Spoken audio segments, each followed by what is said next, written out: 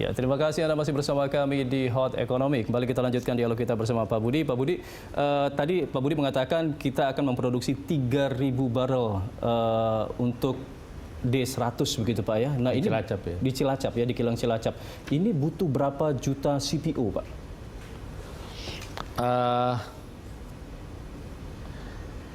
Konversinya gini aja, Mas Andra ya. Jadi untuk di Pelaju itu 20.000 barrel per hari, kita butuhnya 1 juta ton per tahun. Oke. Jadi kalau 3.000 barrel per hari ya tinggal kita konversi aja, 3 bagi 20, sepertujuh kali 1 juta kan. Sepertujuh jadi sekitar 100.000, 200.000 lah ton per tahun. Nah, untuk memenuhi kebutuhan CPO, seandainya memang ini akan diproduksi massal begitu, ini bagaimana nih kebutuhan CPO? Kami sudah mengadakan fokus group discussion, mungkin kalau nggak salah bulan Juni 2020 lalu, bulan Januari, kemarin saya lupa ya, karena udah 2 kali sih. Itu dengan stakeholder, salah satunya di situ ada PTPN. Dan kemarin yang kita minta komitmennya itu terhadap yang akan kita bangun di Pelaju.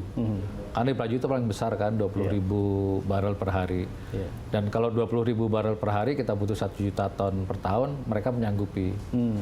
Dari PTPN itu menyanggupi sekitar 1,8 juta.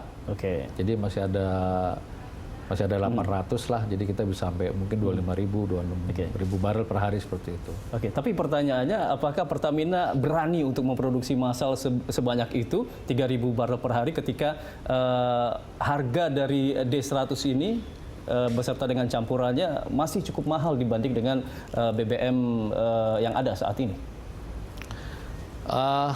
Masalah berani apa tidak kan tergantung dari Pertamina kan BUMN ya, terus juga SDM juga. Nah kalau memang pemerintah nanti memberikan insentif dan minta kita untuk produksi, ya kita produksi seperti itu. Walaupun rugi nantinya? Kenapa? Walaupun pemerintah nggak mungkin ngasih rugi, Pak. Baik. Saya minta tanggapan dari Prof. Subagio. Prof Subagio. Prof? Masih bersama kami? Ya, Prof. Untuk tadi dikatakan bahwa proses produksinya ini cukup mahal, Prof, untuk D100. Mungkin nggak sih ke depannya ini proses produksinya bisa lebih dimurahkan karena kan bahan bakunya semua dari dalam negeri, Prof? Ya, kami berusaha membuat lebih murah dengan mencari bahan baku yang lebih murah. Jadi itu kami suatu hari semua akan sudah bisa siap dalam waktu dekat itu. Katalis juga sekarang sudah bisa dibuat sendiri di Indonesia, menyiapkan pembangunan pabrik katalis yang diantaranya nanti menghasilkan katalis untuk konversi minyak sawit menjadi diesel ini, begitu. Jadi hal itu tujuannya adalah supaya ini akan murah, tapi apakah bisa lebih murah dari fosil? Nah itu tergantung nanti diesel fosil akan bisa harganya naik juga ya Pak. Jadi suatu hari mungkin ada pas itu adalah lebih ekonomis daripada diesel fosil. Tapi upaya-upaya untuk membuat murah ya memang sudah kami lakukan mulai sekarang. Gitu. Prof, yang membuat saya penasaran ini sebenarnya bahan baku untuk katalisnya ini apa sih, Prof? Bahan baku katalis yang utamanya adalah alumina. Jadi ada alumina, itu komponen besarnya alumina, dan kita tahu kita adalah termasuk produsen alumina yang paling besar gitu. Jadi banyak itu dari bauksit ya, dari bauksit banyak dari sana. Lalu logam-logam lain yang semuanya mineralnya ada di Indonesia. Jadi suatu hari semuanya bisa dibuat dari bahan-bahan baku yang ada di Indonesia tersebut, itu katalis. Itu semua ada di dalam negeri ya? Ada banyak. Ya, apa yang harus dilakukan oleh Pertamina ini, Prof, sehingga harga-harga untuk bahan baku katalis ini bisa lebih murah? Insentif seperti apa yang diharapkan? Ya, sekarang kami bekerja sama dengan Pertamina dan Pupuk Indonesia untuk membangun pabrik katalis itu. Bisa dibuat di pabrik itu. Mudah-mudahan segera juga ini berjalan.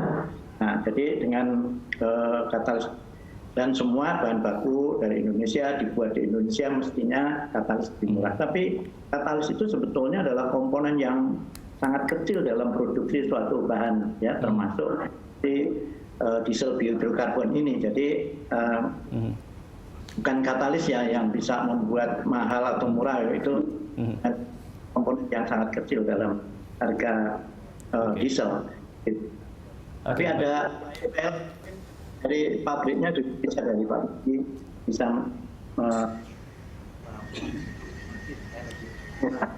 Oke, suara Prof agak terputus-putus di sini, Prof. Saya coba beralih dulu ke Pak Khomaidi. Pak Khomaidi? Ya, Mas Adra. Ya, tanggapan Anda Pak Khomaidi, kira-kira jika memang Pertamina akan memproduksi 3.000 barel per hari dan membutuhkan 1 juta CPO per tahunnya, kira-kira menurut Anda apakah ini hal yang menguntungkan bagi Pertamina, di mana harga untuk D100 ini sendiri masih lebih mahal dibanding BBM fosil? Iya, untuk masalah harga tentu kewenangan bukan ada di Pertamina ya, Mas. Ada di pemerintah sebagai regulator. Pertamina hanya sebagai pelaksana di garda depan, bisa menghasilkan dan menginovasikan sampai di tahapan ini sudah luar biasa saya kira. Sehingga pemerintah yang perlu mencari formula bagaimana supaya harga ini bisa diterima oleh pasar, tidak merugikan pelaku usaha, dalam hal ini Pertamina sebagai pelaksana, dan konsumen juga tidak terlalu membayar lebih mahal gitu. Sehingga ada beberapa hal yang bisa dilakukan menurut pandangan saya, Mas. Oke. Yang pertama, ada beberapa komponen pajak tadi Pak Budi sudah sebutkan. Kalau di dalam BBM ini paling tidak ada 2 pajak, Mas. Yang pertama PPN, pajak pertambahan nilai. Yang kedua ada pajak bahan bakar kendaraan bermotor atau PPBKB. Nah, ini karena merupakan ramah lingkungan, saya kira pajak bahan bakar kendaraan bermotornya tadi bisa dihilangkan. Ini sarannya antara 5-10% untuk masing-masing daerah, tentu beda-beda. PPN juga bisa dipertimbangkan untuk dihilangkan. Jadi di dalam satu sisi pemerintah berkorban untuk penerimaan pajaknya berkurang, tetapi kemudian mendorong untuk energi yang lebih ramah lingkungan. Karena bagaimanapun energi yang ramah lingkungan ini di negara-negara yang lain sudah beberapa langkah lebih maju, Mas. Oke. Saudara, ya teman-teman kita di Thailand sudah menerapkan Euro 4 ke Euro 5, sementara kita masih di Euro 2 gitu. Iya. Teman-teman di Eropa sudah beranjak ke Euro 6B gitu. Jadi kita jauh tertinggal di belakang. Nah, biasanya komponen harga bahan bakar yang paling mahal di negara-negara maju itu adalah komponen pajaknya, Mas. Karena di dalamnya ada pajak lingkungan gitu. Jadi ada insentif untuk energi baru terbarukan berkembang seperti D100 ini untuk berkembang gitu. Jadi tanpa adanya perlakuan pemberian insentif intervensi dari government, kalau diserahkan ke mekanisme pasar dan bisnis murni, saya kira sampai kapanpun D100 tidak akan berkembang karena setup-nya sudah jauh tertinggal di belakang dibandingkan energi fosil, sehingga intervensi adalah suatu yang diperlukan untuk ini bisa dikembangkan. Ya, ini saya akan langsung tanyakan ke Pak Budi, intervensi apa saja yang sudah dilakukan oleh pemerintah terhadap Pertamina terkait dengan inovasi D100 ini, Pak? Jadi sebenarnya kita sudah FGD dan pemerintah memang sudah sepakat untuk memberikan insentif, dan kita udah 3 kali sebenarnya, tinggal gongnya aja nih, tinggal formulasinya aja. Tapi tadi sampaikan Pak Khomaidi, memang di luar negeri itu memang sudah banyak menggunakan. Betul. Dan mungkin saya berpikiran mungkin akan kita ekspor saja kalau memang gitu memungkinkan. Iya. Karena di Amerika harganya lebih masuk di sana begitu ya? Ya kita sebagai harga di 100 kan. Kita kerjasama dengan misalnya dengan mana? Saya pernah melihat pabriknya ini yang dirubah ke Altair di Los Angeles. Ya mungkin kita bisa kerjasama ke sana, ya kita kirim. Karena dia mengembangkan tadinya sama seperti kita juga. Unitnya hampir sama, dia jadi naik 3, 6, sekarang dia mau naik jadi hampir sama dengan fosil. Oke. Nah itu mungkin kesempatan kita untuk melakukan ekspor seperti itu. Betul, nampaknya ekspor lebih menguntungkan dibanding kalau misalnya dipasarkan atau diserap di dalam negeri begitu Pak ya. Baik Pak Budi dan juga Prof. Subagio dan Pak Khomaidi, terima kasih banyak sudah bergabung di Hot Economy. Pemirsa, sampai di sini kebersamaan kita dalam Hot Economy. Anda bisa mengirimkan informasi dan saran ke email kami di redaksi@berita1.tv atau follow kami via Twitter, Facebook, dan YouTube serta Instagram. Saya Andra Lesmana mewakili seluruh kerabat kerja yang bertugas undur diri. Terima kasih, sampai jumpa.